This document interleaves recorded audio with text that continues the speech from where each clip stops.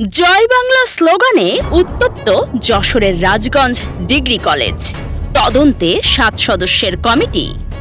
মনিরামপুর উপজেলার রাজগঞ্জ ডিগ্রি কলেজে এইচএসসি পরীক্ষার্থীদের বিদায় অনুষ্ঠানকে কেন্দ্র করে সৃষ্টি হয়েছে ব্যাপক উত্তেজনা। জয় বাংলা, জয় বঙ্গবন্ধু স্লোগানকে কেন্দ্র করে টানা 2 দিন ধরে উত্তপ্ত রয়েছে কলেজ ক্যাম্পাস। কলেজ সূত্র জানায়, রোববার প্রতিষ্ঠানে এইচএসসি পরীক্ষার্থীদের বিদায় অনুষ্ঠানের আয়োজন করা হয়। অনুষ্ঠান শেষে কয়েকজন শিক্ষার্থী জয় বাংলা, জয় বঙ্গবন্ধু স্লোগান দেন। এরপরই পরিস্থিতি উত্তপ্ত হয়ে ওঠে। ঘটনাকে কেন্দ্র করে বিএনপি ও এর অঙ্গ সহযোগী সংগঠনের উদ্যোগে মিছিল ও বিক্ষোভ কর্মসূচি পালিত হয়। লীগের বিরুদ্ধে direct action, action to action, direct action, লীগের বিরুদ্ধে ডাইরেক্ট অ্যাকশন। সোমবার রাজগঞ্জ কলেজ ছাত্রদলের উদ্যোগেও বিক্ষোভ কর্মসূচি অনুষ্ঠিত হয়। সমাবেশ থেকে 48 ঘন্টার মধ্যে ঘটনার সঙ্গে জড়িতদের চিহ্নিত করে প্রশাসনিক ব্যবস্থা নেওয়ার দাবি জানানো হয়। অন্যথায় আরও কঠোর কর্মসূচি পালনের হুঁশিয়ারিও দেওয়া হয়। ছাত্রদলকে দাঁত ভাঙ্গা জবাব দিতে হবে। যদি ছাত্রদল অপারগতা প্রকাশ করে আমাদেরকে জানাবেন। আমরা যুবদল বিএনপি মিলে সম্মিলিতভাবে ছাত্রলীগ যুবলীগকে প্রতিহত করব। অত্র অঞ্চলে ছাত্রদলের যে সমস্ত নেতৃবৃন্দ আছে আজকের থেকে এই অঞ্চলে সক্রিয় ভূমিকা পালন করবে রাজনীতিতে।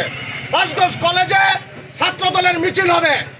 বিতাড়িত ওই ছাত্রলীগ যুবলীগের কোন প্রেতাত্মা রাজপথে দেখা মাত্র পুলিশের সোপর্দ করবেন। যদি কোন ছাত্রলীগ বা যুবলীগ আওয়ামী লীগের কেউ আঙ্গুল উঁচু করে আমাদের দিকে কথা বলে, আমরা সাথে সাথে তার প্রতিহত করব এবং যে কোনো ধরনের অরাজকতা আমরা শক্ত হাতে দমন করব। পরিস্থিতি বিবেচনায় মঙ্গলবার জরুরি সভা করে কলেজ কর্তৃপক্ষ। সভায় অবসরপ্রাপ্ত অধ্যাপক কফিল উদ্দিনকে প্রধান করে 7 সদস্যের একটি তদন্ত কমিটি গঠন করা হয়।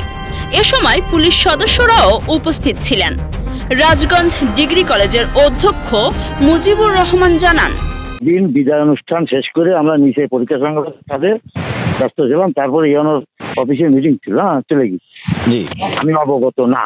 আর ওটা অনাকাঙ্ক্ষিত ঘটনা বা পরিকল্পিত হতে পারে, 1-2 সেকেন্ডের ব্যাপারও হতে পারে, নাও পারে।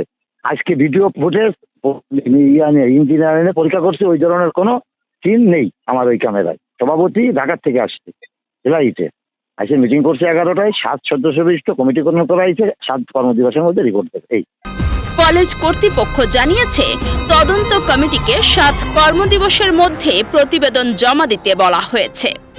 ওই প্রতিবেদনের ভিত্তিতে প্রয়োজনীয় আইনানুগ ব্যবস্থা গ্রহণ করা হবে।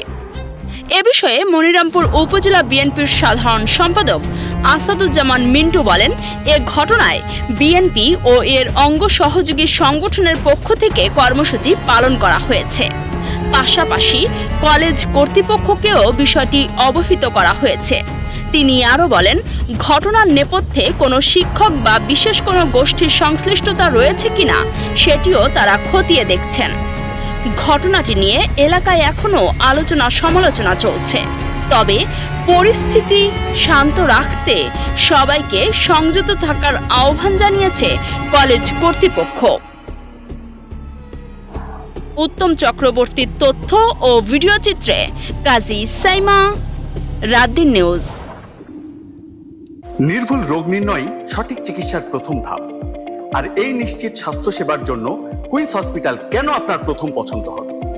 যশোরে আমরাই দিচ্ছি সর্বাধুনিক ও সর্বোচ্চ কোয়ালিটির মেশিনারিজের নিশ্চয়তা, যেখানে এক ছাদের নিচে সুবিশাল ও মনোরম পরিবেশে সব ধরনের পরীক্ষা নিরীক্ষা করা হয়। আপনার ও আপনার পরিবারের সুস্বাস্থ্য নিশ্চিতে কুইন্স হসপিটাল আছে সবসময় আপনারই পাশে।